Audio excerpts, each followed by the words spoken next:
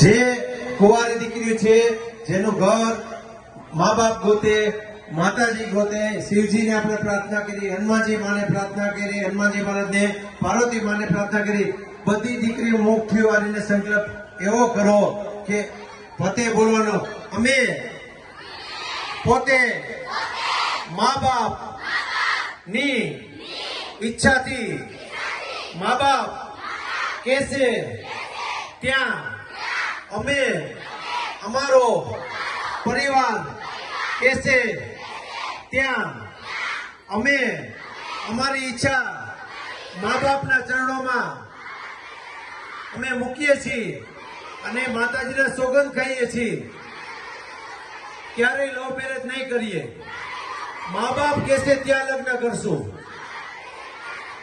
આ તમને પૂછ્યા વગર બાંધી લીધા હો તમે બધાને, કોઈની ભૂલ ન થાય એટલે પેલા કીધા વગર બાંધ્યા. તમે બધાએ માતાજીના સોગંદ ખાધા છે.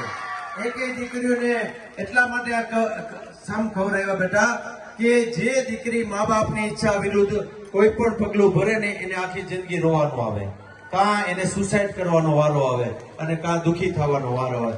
અને તમે તો દુઃખી થાવ પણ તમારા મા બાપ એટલા દુઃખી થાય કે જીવે ત્યાં સુધી નો તમારી પાસે આવી શકે અને નો એના આંહડા લોહી શકે.